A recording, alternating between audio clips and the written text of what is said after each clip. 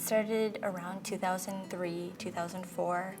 I actually just sat down on a gymnastics mat during a practice, and my back just kind of tightened up and tensed up, and it just felt really weird, and it kept kind of moving around and trying to see what was going on, and didn't really think anything of it. The next morning I woke up and I couldn't lift myself up from the bed, and I got up and I was bent over. I couldn't even straighten myself up and was crying and calling for my mom and my dad because I was living at home at the time. And back then I actually went to another doctor in my hometown, and he didn't know what was going on. I threw my back out August in 2007, and I couldn't move. And I went back to my normal doctor back in Manitowoc, and he's just like, there's really nothing you can do. Here's your pain medicine and bed rest for 10 days. So I kind of lived with it for a little bit, and then it kept getting worse and worse. So I asked around to the people I worked with, that had back issues, and I asked, where do you go? And they said, neuroscience.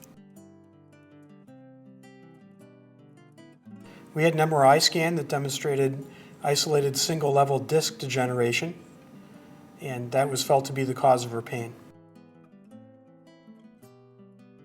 He gave me my options. He said, we could fuse you, you can live with the pain, it's pretty much up to you.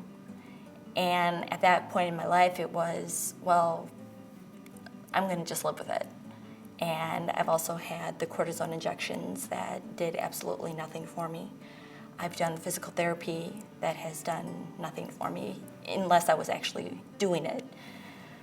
And it just kind of got to the point where, enough was enough, and I decided to go ahead and get surgery. We offered Rebecca a number of treatment options, including further conservative care, therapy, and injections, all of which she'd already done for a long time. At this point, she was really seeking surgical intervention for the problem that was only getting worse. We offered her different surgical options, including spinal fusion versus a newer disc replacement operation. She elected the latter. We underwent a disc replacement surgery with the help of local general surgeons. We exposed the spine anteriorly, took out the abnormal or degenerated disc, and replaced it with a motion-preserving artificial disc.